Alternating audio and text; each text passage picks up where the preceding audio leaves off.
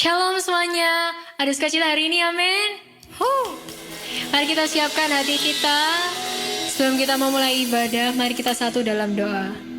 Bapa di dalam surga, terima kasih Tuhan untuk rancangan yang indah Tuhan.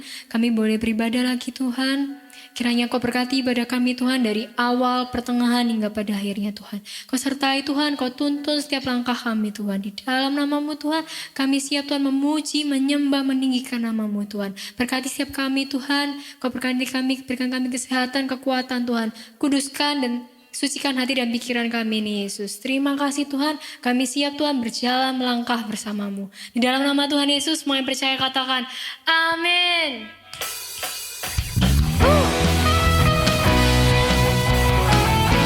Rancangan Tuhan sungguh indah, amin.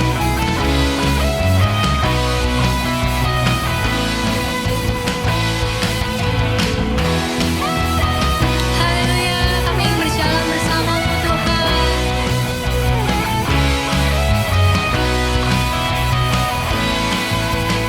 Let's sing. Firman-Mu Tuhan, berita bagi kakiku. Janji-Mu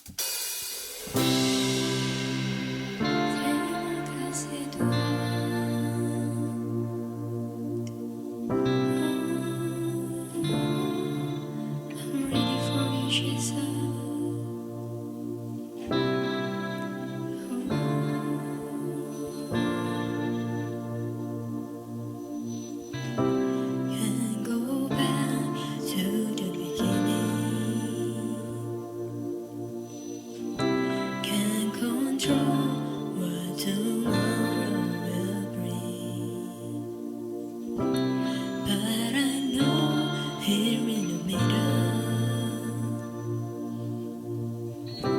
is the place where you promised to be.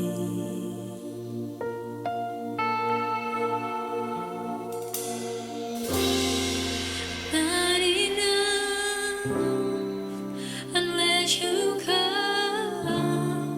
Will you meet me here again?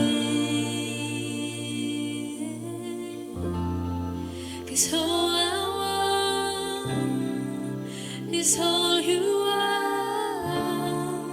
Will you meet me here again?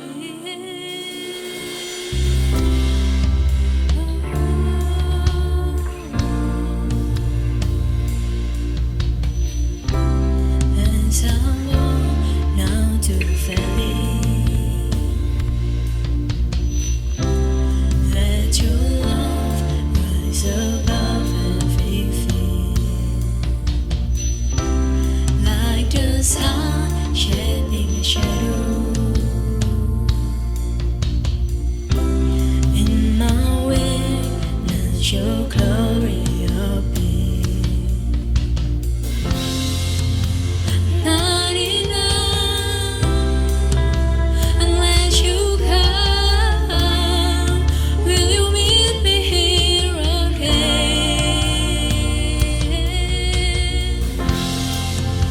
'Cause all I want is all you are. Will you meet me here again? I'm not enough. Not enough unless you come. Will you meet me here again? Oh, 'cause all I want is all you are. Will you meet me here again? Oh, not enough unless you come. Will you meet me here again? So it's all I want, it's all you are. Will you meet me here again? Oh, Lord, will you meet me here again, Lord? Oh, Jesus, we love you, Lord. We love you, Jesus. Not for a minute, not for a minute was I forsaken. The Lord is in this place. The Lord is in this place. Come, Holy Spirit, drive us away. The Lord is in this place. The Lord is in this place. Come for a minute was I forsaken. The Lord is in this place. Lord is place. The Lord is in this place. Come, Holy Spirit, drive us away. The Lord is in this place. Amen. The Lord is in this place. Oh, the Lord is in this place. Oh, tributaste tu mano. Oh, Jesus, we love you, Lord. Oh, we trust you, Jesus. You never leave us, Lord. Oh, thank you, Jesus.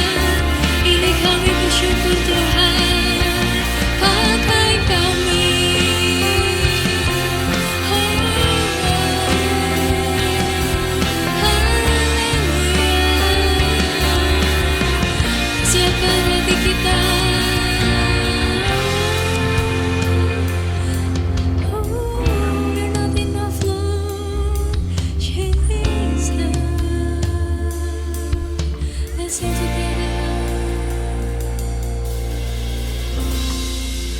Not enough unless you come. Will you meet me here again? 'Cause all I want is all you are. Will you meet me here again? I'm not enough unless you come. Will you meet me here again? Oh,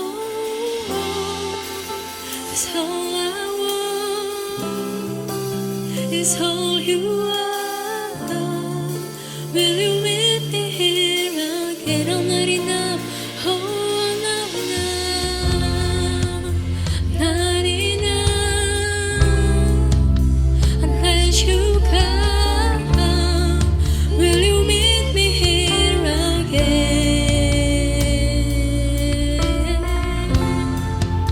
'Cause all I want is all you are.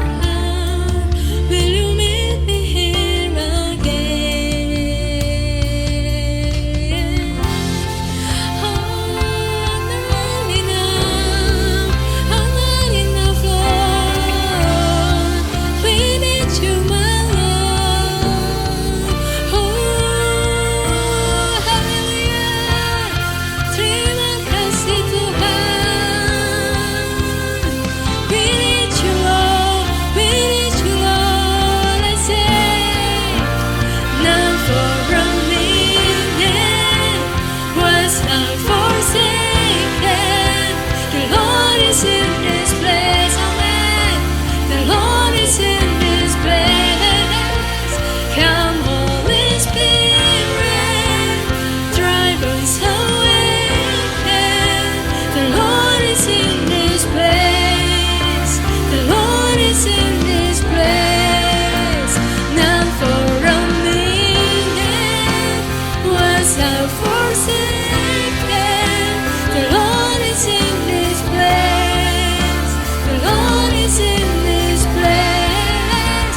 Come, Holy Spirit, drive us away. The Lord is in this place. The Lord is in this place. One more time. Not for a minute was I forsaken. The Lord is in this place. You are here. The Lord is in this place. Come, Holy Spirit, drive us away. The Lord is in this place. The Lord is in this place. Hallelujah, you are here, Lord.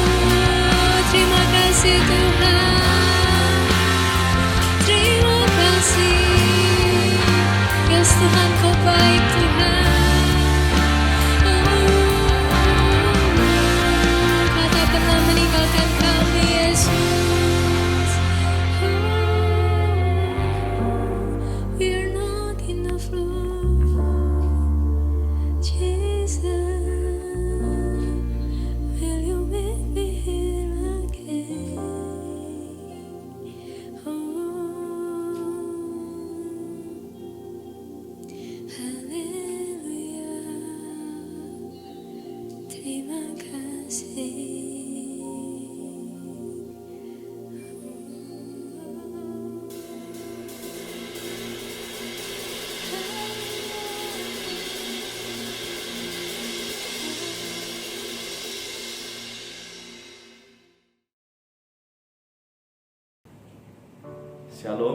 saya menyambut seluruh teman-teman dari Youth GBI House of Grace. Senang sekali kita bisa bertemu kembali meskipun lewat media online. Suatu sukacita bagi setiap kita semua.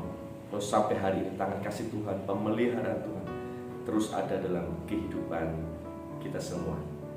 Saya juga mengucapkan banyak terima kasih kepada seluruh tim penggembalaan, Om Yusuf, dan juga kepada Saudara Riki sudah memberikan kepercayaan kepada saya untuk menyampaikan kebenaran firman Tuhan. Mari teman-teman, sebelum kita akan mendengarkan firman Tuhan, bersama-sama kita akan berdoa. Bapa di surga yang kami kenal dalam nama Tuhan Yesus, kami sungguh bersyukur Tuhan kalau hari ini kami diberi kesempatan sekali lagi untuk kami bisa bersekutu dengan teman-teman, bersekutu dengan Engkau Tuhan. Terima kasih, biarlah firman Tuhan yang akan kami dengar ini sungguh Tuhan memberikan kekuatan, memberikan sukacita, penghiburan dalam hidup setiap kami.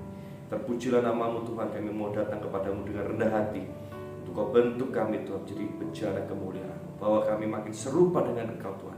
Dari waktu-waktu dalam pengenalan kami kepadamu juga terus bertambah-tambah. Kami terus mengasihi Tuhan, memuliakan nama Tuhan. Terpujilah nama Bapa, terpujilah nama-Mu Tuhan. Dalam nama Tuhan Yesus kami berdoa dan mengucap syukur. Amin, amin, amin. Suatu sukacita bagi setiap kita, ya. Kita tahu bahwa kondisi yang tidak mudah itu terjadi dalam hidup setiap kita. Entah itu orang-orang yang percaya atau orang yang belum percaya kepada Tuhan Yesus. Setiap kita mengalami tantangan seluruh dunia, ya, termasuk gereja Tuhan setiap kita. Tetapi hari ini kita akan belajar satu kebenaran firman Tuhan yang ada tertulis di dalam Yesaya 43 ayat 18 sampai 19. Mari bersama-sama kita akan membaca bagian firman Tuhan ini. Saya ulangi, di Yesaya 43 ayat 18 dan 19. Saya harap semua teman-teman dimanapun berada, kalau kau ada Alkitab, kau bisa membukanya atau lewat gadget kalian masing-masing. Mari kita baca bersama-sama Yesaya 43 ayat 18 sampai 19. Demikian firman Tuhan.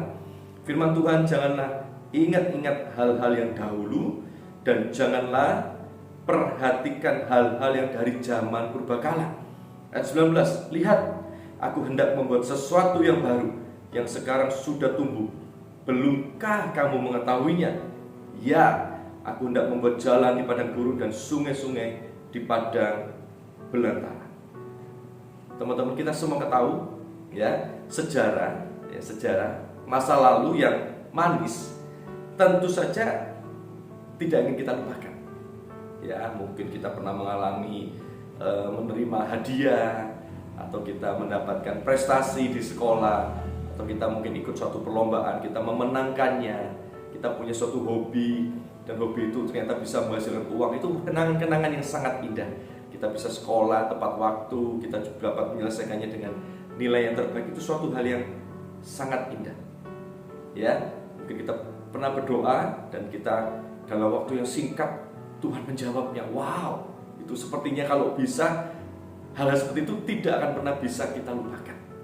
Tetapi setiap kita juga mungkin punya situasi atau masa lalu yang kalau bisa kita tidak pernah mau mengingatnya lagi.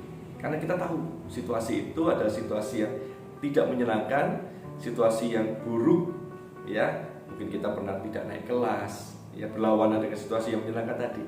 Mungkin kita pernah mengalami putus cinta, patah hati karena kita dikhianati oleh teman, atau mungkin kita mengalami kegagalan dalam usaha dan sebagainya. Melihat ke belakang dan meneropong, ya, sejarah yang telah lalu juga bisa menjadi strategi bagi sebagian orang, ya, untuk mengkritisi situasi sejarah pada masa kini.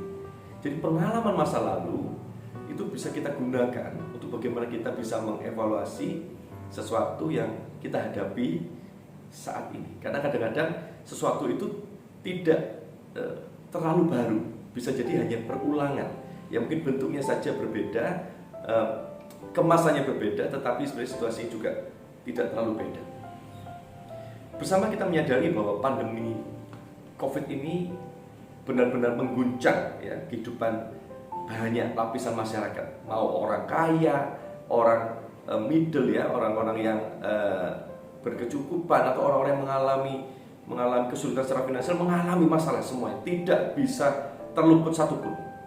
Ini situasi yang global ya, perekonomian menjadi terimbas. Kita semua menyadari bahwa banyak perusahaan mengalami kebangkrutan ya, bahkan negara-negara maju. Saya tahu membaca berita di negara Jepang, ratusan perusahaan mengalami kerugian, bahkan kebangkrutan, tutup.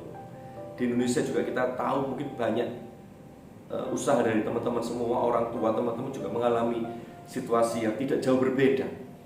Banyak pemutusan hubungan kerja, orang-orang mengalami kesulitan. Kelesuan ekonomi terjadi tidak hanya di Indonesia, tetapi secara global seluruh dunia mengalami kelesuan. Kalau mungkin teman-teman sini mengamati tentang ekonomi ya, finansial secara fundamental, dunia mengalami kelesuan. Ya, meskipun kita tahu ada beberapa jenis usaha mengalami profit yang luar biasa, tetapi tidak bisa dipungkiri banyak sekali usaha yang mengalami kelesuan atau penurunan, sehingga membuat orang sulit sekali untuk melangkah, menentukan atau hal-hal apa yang akan dilakukan di waktu-waktu berikutnya. Tetapi dengan belajar tentang masa lalu membuat kita paling tidak ada sesuatu yang bisa kita lakukan, gitu ya. Firman Tuhan kali ini bertujuan, teman-teman semua, bertujuan untuk mendorong masing-masing pribadi kita untuk dapat menemukan visi yang baru, semangat yang baru dalam menghadapi situasi pandemi. New normal itu tidak bisa dihindari. Kalau dulu ya kita bisa bebas datang ke rumah orang, kita bisa kumpul-kumpul tanpa masker, kita ngomong bisa dengan sesuka hati, kita mungkin bisa tertawa terbahak-bahak tanpa pernah takut ya ada virus yang tertularkan dan sebagainya. Kita mungkin sulit untuk bisa move on ya, sulit untuk bisa move on terhadap segala bentuk kenyamanan yang dulu pernah kita rasakan bersama-sama ya, sehingga membuat kita tuh mengalami banyak rasanya ketidaknyamanan ketika kita menghadapi kondisi pandemi. Tetapi sebenarnya kita belum terlambat ya, ketika kita bisa mendengarkan firman Tuhan hari ini, artinya kita belum terlambat ya. Firman Tuhan hari ini akan memberikan kita semangat yang baru, visi yang baru, membuat kita makin bergairah ya, tidak terpuruk, tetapi justru kita makin bergairah. Karena firman Tuhan selalu mendatangkan kesegaran dan kemerdekaan dalam hidup setiap kita. Kalau kau mungkin sedang bersama-sama dengan temanmu, kau bisa katakan kepada temanmu di kanan kiri, katakan kita belum terlambat ya. Bagi para pemimpin yang mendengarkan firman Tuhan ini, ayo mari kita mau katakan dari diri kita semua, belum terlambat ya. Mari kita mau cari inspirasi dari bagian firman Tuhan yang sudah kita baca tadi di Yesaya 43 ayat 18 dan 19. Jemaat Youth GBI House of Grace yang sangat saya kasihi ya, cuplikan ayat Alkitab hari ini itu merupakan ayat yang ditulis oleh Nabi Yesaya yang ditujukan kepada bangsa Israel ya, ditujukan kepada bangsa Israel yang kala itu juga sedang mengalami situasi yang tidak baik ya. Bangsa Israel sedang mengalami masa pembuangan atau tawanan dalam waktu yang sangat panjang ya, dalam waktu sangat panjang, sehingga membuat mereka itu kehilangan banyak kenyamanan di masa lalu. Harta mereka menjadi tidak ada. Mungkin mereka hanya memiliki pakaian yang melekat dalam diri mereka saja. Jadi mereka mengalami banyak kesengsaraan karena mereka tinggal di negeri orang. Ya, jadi kejayaan pada masa lalu karena mereka menolak Tuhan dalam praktek seluruh kehidupan mereka, membuat Tuhan mengizinkan bangsa Israel tertawan ya selama waktu yang cukup lama. Ya, saya sangat meyakini, saya sangat meyakini bangsa Israel ketika itu jelas-jelas mereka pasti akan merindukan situasi di masa lalu. Ketika mereka mungkin menikmati banyak sekali kemurahan Tuhan, apalagi kita tahu bangsa Israel pernah dipimpin oleh seorang raja yang sangat hebat, yaitu Daud dan Salomo. mereka mengalami masa kejayaan yang luar biasa. Mereka pasti merindukan masa-masa bagaimana Tuhan begitu memberkati kehidupan mereka. Mereka pasti memiliki kerinduan untuk kembali ke tanah di mana mereka berasal. Hal ini mungkin akan terjadi sama dalam kehidupan kita. Kita merindukan situasi-situasi yang seperti dulu. Kita bisa beribadah dengan bebas, kita bisa bercengkerama dengan leluasa, kita bisa memuji Tuhan dengan sangat bebas, dengan leluasa. Kita merindukan situasi-situasi seperti itu. Tetapi kita menyadari bahwa situasi saat ini tidak sama lagi, ya, tidak sama lagi. Bagaimana sekarang bagi setiap kita bisa melihat bagian firman Tuhan ini memberi kita kekuatan untuk kita bisa menghadapi situasi yang tidak enak ini dengan kita memiliki semangat yang baru, visi yang baru. Ada beberapa langkah yang kita bisa pelajari, ada beberapa hal yang bisa kita pelajari dari bagian Yesaya 43 ayat 18 dan 19. Di bagian yang pertama, ya, kita bisa melakukan satu hal, yaitu kita tidak membiarkan diri diam dalam kenangan kegagalan atau kenangan pahit di masa lalu atau kenang-kenangan yang indah di masa lalu. Dikatakan di Yesaya 43 ayat 18a. Mari kita baca bersama-sama sekali lagi bagian ini. Firman Tuhan, janganlah ingat-ingat hal-hal yang dahulu. Ya, Tuhan katakan begitu. Jadi kita di masa lalu bisa punya kenangan yang baik, kita bisa punya kenangan yang buruk. Tetapi firman Tuhan hari ini mengatakan kita tidak usah ingat-ingat lagi. Ya, karena Tuhan sedang menyiapkan sesuatu yang baru, sesuatu yang menggairahkan di dalam hidup setiap kita. Refleksi ini tuh tidak bisa dihindari berangkat dari perilaku bangsa Israel yang digambarkan telah berhasil beberapa kali mendukakan hati Allah. Ya, jadi ini berhasil yang baik. Tetapi bangsa Israel beberapa kali mendukakan hati Allah. Tiap kali Allah memberkati bangsa Israel dengan hal-hal yang baik, ya, tiap kali Allah memberkati bangsa Israel dengan hal-hal yang baik, mereka justru membalasnya dengan hal-hal yang jahat. Ungkapan yang paling pas menggambarkan sikap dari bangsa Israel adalah apa? Air susu dibalas dengan air tuba. Ini pepatah ya lama sekali, ya. Jadi kebaikan dibalas dengan kejahatan. Allah sudah memberkati mereka dengan bait suci yang sungguh luar biasa, tetapi justru mereka dikatakan apa? Menyembah berhala. Tertulis di Keluaran 32 ayat 1 sampai 6. Allah memberikan perintah-perintahnya, justru mereka mengabaikannya. Dikatakan di Yeskiel 20 ayat 13. Allah memberi mereka kemakmuran, mereka menyalahgunakannya untuk menindas kaum miskin. Katakan di Yesaya 3 ayat 14 sampai 15. Allah memberikan dirinya, mereka justru menolaknya. Dikatakan di 1 Samuel 15 sampai 23. Jadi bangsa Israel berkali-kali mendukakan hati Tuhan. Kita tahu bahwa kalau kita seandainya berhadapan dengan orang-orang seperti ini yang berkali-kali menyakiti hati kita, kita pasti ngomong orang ini tidak layak untuk diampuni. Ya, tetapi kasih Tuhan yang begitu luar biasa ngomong kepada bangsa Israel, kau gak usah ingat-ingat lagi masalah. Seolah-olah Tuhan ngomong kepada mereka, aku juga tidak mau ingat-ingat lagi masa lalumu. Beberapa kali kau mendukakan aku. Kasih Allah begitu besar. Mungkin setiap kita juga begitu terhadap Tuhan. Kita berkali-kali mendukakan hati Tuhan, berkali-kali kita menyakiti hati Tuhan dengan sikap dosa kita. Tapi firman Tuhan mau ngomong kepada kita hari ini, gak usah ingat-ingat lagi masa lalu. Allah begitu mengasihi bangsa Israel, dan kasih yang sama diberikan Allah kepada setiap kita. Allah berkehendak kepada bangsa Israel untuk membuat suatu perubahan sama kepada setiap kita. Allah berkehendak kepada setiap kita untuk melakukan suatu perubahan, merestorasi kehidupan kita lewat setiap musim, ya, khususnya pada saat ini. Allah tidak punya rancangan yang jahat. Ketika Allah mengizinkan ada suatu situasi yang sulit dalam hidupmu, entah itu lewat pandemi COVID-19, entah itu lewat kematian orang-orang terdekat kita, entah lewat kehancuran bisnis kita atau lewat usaha kita ataupun lewat hal-hal apapun Allah mengizinkan.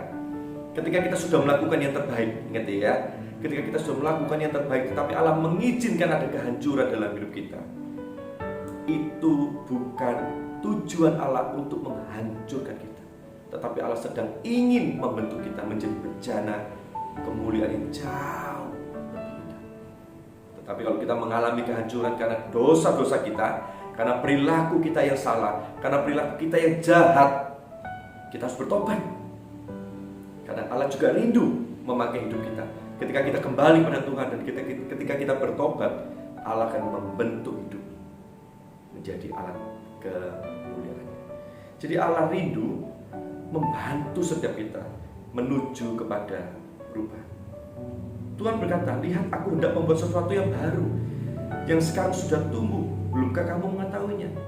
Ayat ini menggambarkan Allah tidak menghakimi masa lalu bangsa Israel. Demikian juga dengan kita.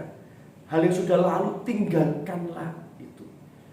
Kehidupan kita yang dulu kita mau tinggalkan. Kita mau datang kepada Tuhan dengan sikap hati yang baru.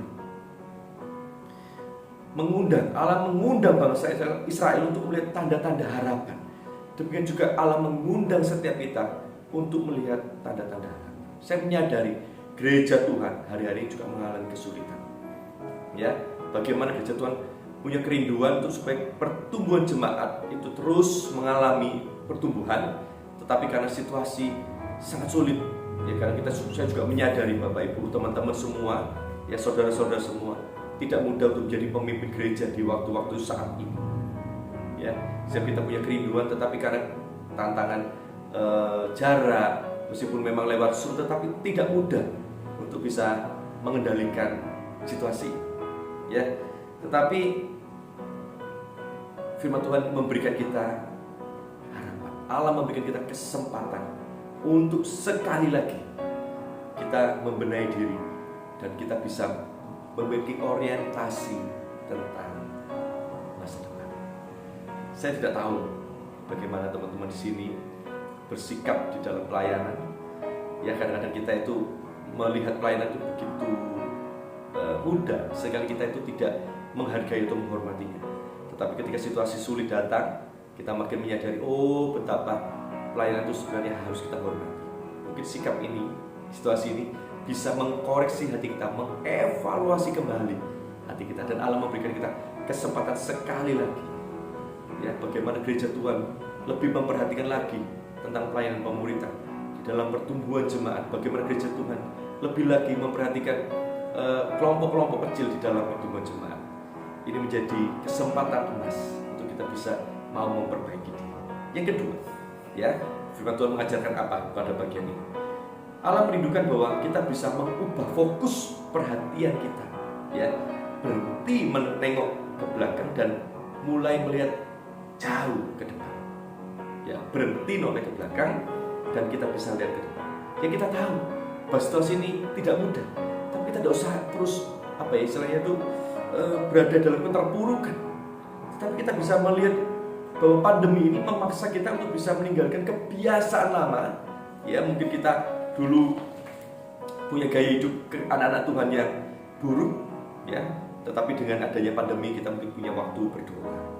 Kita dengan pandemi ini kita bisa punya sikap hati penghormatan kepada pelayanan jauh lebih baik lagi.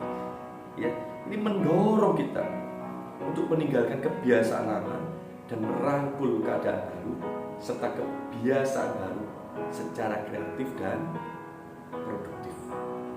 Pertanyaannya, ya teman-teman, pertanyaannya bukan apa yang telah Tuhan lakukan pada hidupku di masa lalu, ya, bukan apa yang telah Tuhan lakukan pada hidupku di masa lalu. Pertanyaannya adalah apa yang akan Tuhan lakukan dalam hidupku saat ini. Bagaimana kira-kira harapanku akan campur tangan Tuhan dalam hidupku saat ini. Dulu, ya, sekali lagi kita biasa kumpul-kumpul tanpa masker, tanpa repot cuci tangan, dengan apalagi dengan harus sabun. Dulu kita mungkin sembarangan hidupnya dan sebagainya.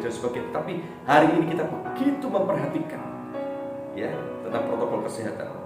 Perubahan ini membuat kita tidak nyaman pakai masker, ya, kemudian jaga jarak, ngomong sudah tidak bisa seenaknya, kita WFH yang bekerja, atau kita mungkin studi from home SFH, itu mulai dari anak-anak sampai orang dewasa dan lansia. Ya, pandemi ini memberikan tekanan yang luar biasa dalam hidup kita. Ya, tidak jarang setiap kita mengeluhkan keadaan ini. Ya, kita jadi kok gini, aduh, dan banyak yang lainnya yang kita keluhkan dalam hidup ini ya. Dan kita mungkin tanya sama Tuhan sampai kapan? Sampai kapan keadaan ini akan terus berlangsung ya? Beberapa kali saya berdiskusi dengan para pemimpin muda ya, kadang-kadang mereka sampai capek, rasanya mau ngapain lagi dengan situasi seperti ini. Tetapi firman Tuhan hari ini memberikan kita harapan. Yuk kita tidak usah noleh lagi ke belakang. Yuk kita mau lihat masa depan. Karena Tuhan memberikan harapan. Dalam situasi yang sulit ini, jelas bahwa Allah tidak menginginkan terjadinya kehancuran kepada gereja Tuhan. Tetapi gereja Tuhan justru makin bersinar, makin kreatif, makin produktif di dalam seluruh aspek kehidupannya, baik sebagai individu maupun sebagai generasi. Dengan masa pandemi ini, kita juga makin melihat bahwa gereja Tuhan ya, melihat gereja Tuhan secara individu dengan gereja Tuhan yang lain antar jemaat, mereka bisa saling berempati. Ya, dulunya mungkin bermalas-malasan, menunda-nunda, tetapi dengan kondisi pandemi ini mau tidak mau kita akan ditantang untuk lebih kreatif. Ya, dulu mungkin kita punya beberapa impian tidak terlaksana, tetapi dengan pandemi ini akhirnya kita dipaksa dalam tanda petik kita melakukan hal itu. Ya, contohnya saya sendiri dan keluarga dan istri. Ya, dulu ketika sebelum pandemi saya melihat bahwa pekerjaan saya baik-baik saja. Tapi dengan pandemi ini mau tidak mau beberapa proyek akhirnya jadi terpending. Ya, pembayaran juga beberapa klien jadi sedikit lebih sulit. Ya, pekerjaan jadi turun. Akhirnya istri saya dengan kreativitasnya punya jualan produk makanan, dan itu sedikit banyak menolong secara finansial dari kehidupan saya dan keluarga. Jadi, dan itu juga membuat kita bisa tetap menolong orang lain meskipun di dalam kondisi yang sulit. Ya, jadi tidak selalu hal-hal yang sulit ini mendatangkan kehancuran. Tinggal bagaimana kita meresponi kesulitan itu. Karena sekali lagi saya mengatakan, ketika ada suatu keadaan yang sulit, ketika ada suatu tantangan yang begitu berat, tujuan Allah bukan untuk kehancuran, tetapi tujuan Allah membuat kita justru makin bersinar, kita makin kuat, dan kita makin memegang harapan kita di dalam Yesus Tuhan. Ya, teman-teman di sini jangan kau hilang harapan. Ayo, sudah lupakan yang lalu. Kalau kau punya pengalaman masa lalu, yuk kita lihat masa depan. Mungkin kau punya gaya hidup berusaha yang kurang bagus. Yuk kita mau berubah. Kita jadi lebih kreatif. Kita mau belajar hal baru. Mungkin kau dulu tidak mengerti internet, kau tidak mengerti tentang marketing lewat media sosial, tetapi dengan kondisi ini mau tidak mau kita akhirnya belajar dan kita mendapatkan sesuatu yang baru. Yang ketiga, kita belajar apa? Dikatakan di Yesaya 43 ayat 19 ya. Dikatakan kita baca bersama-sama bagian ini, Yesaya 43 19. Oke. Lihat, aku hendak membuat sesuatu yang baru yang sekarang sudah tumbuh. Belumkah kamu mengetahuinya? Ya, aku hendak membuat jalan di padang gurun dan sungai-sungai di padang belantara. Membuat jalan di padang gurun itu tidak gampang. Ya, dan sungai-sungai di padang belantara. Waduh, ini sesuatu yang ekstrim, sesuatu yang luar biasa. Bagaimana mungkin membuat sungai-sungai di padang belantara itu tidak mudah. Ya, tetapi itu janji Allah di dalam hidup setiap kita, anak-anaknya. Kata mengetahui ya dalam bagian ini itu saya belajar dalam bahasa Ibrani adalah yada. Yada ini memiliki arti mengetahui karena memiliki hubungan yang intim, memiliki hubungan yang sangat erat, memiliki hubungan yang sangat baik dengan Tuhan. Tuhan dalam hal ini tidak semata-mata melakukan sesuatu, melakukan sesuatu begitu saja tanpa melibatkan kita. Jadi Allah ingin melibatkan kita dalam seluruh rencananya. Ya, ketika ada perubahan, Allah ingin anak-anak Tuhan bisa tampil di dalamnya. Ketika ada situasi yang sulit, ketika Allah berjanji bahwa selalu ada harapan, Allah menginginkan setiap kita terlibat di dalamnya. Tuhan tidak melakukan sesuatu di mana setiap kita hanya menonton saja atau hanya memperhatikan dari jarak jauh. Tuhan mau kita terlibat di dalamnya. Seperti ketika Tuhan hendak menumbuhkan sebuah pohon, Tuhan mau kita terlibat di dalamnya. Tuhan mau kita memupuk, menyirami, merawat, memotong bagian yang tidak baik, yang berlebihan dipotong supaya tumbuhan itu tumbuh subur. Tetapi Allah yang memberi pertumbuhan. Tetapi Allah mau melibatkan kita. Sekarang pertanyaannya, apakah Allah tidak mungkin melakukan sesuatu itu sendiri? Sangat mungkin, jelas. Karena Dia Allah. Tetapi kasih karunia Allah yang begitu besar, yang memampukan kita untuk kita terlibat di dalam rencana. Mari teman-teman semua sadari bahwa Tuhan sedang menumbuhkan sesuatu yang luar biasa di dalam hidup setiap kita. Jangan sampai kita tidak menyadarinya. Allah sedang menumbuhkan sesuatu yang luar biasa dalam hidup kita. Jangan sampai kita tidak meresponinya dengan kemalasan, dengan menunda-nunda. Ini adalah waktu yang terbaik untuk kita mau melakukan sesuatu yang luar biasa. Arahkan pandangan kita senantiasa kepada hal-hal yang dari Tuhan. Hal yang luar biasa dari Tuhan. Kita tidak usah fokus dengan kesulitan, tetapi kita mau lihat bagaimana Tuhan yang besar, Tuhan yang kaya, Tuhan yang hebat, yang akan memampukan kita untuk bisa melewati setiap tantangan dan kesulitan. Contohnya seperti kondisi saat ini. Betul bahwa Tuhan akan melakukan sesuatu yang baru kepada kita. Perhatikan baik-baik bagian ini. Jelas Allah sedang ingin melakukan sesuatu yang baru di dalam setiap kita. Tetapi dibutuhkan juga kita yang baru. Kita tidak bisa menggunakan cara-cara lama untuk kita mengharapkan sesuatu yang baru, tidak bisa. Kita minta hikmat Tuhan, dan Allah sudah berjanji bahwa Allah akan memampukan kita, menolong kita, menyanggupkan kita untuk terlibat di dalam rencananya yang luar biasa. Sesuatu yang baru Tuhan Allah kerjakan dalam hidup setiap kita. Saya tidak mengerti tantangan teman-teman semua, tetapi firman Tuhan hari ini memberikan harapan.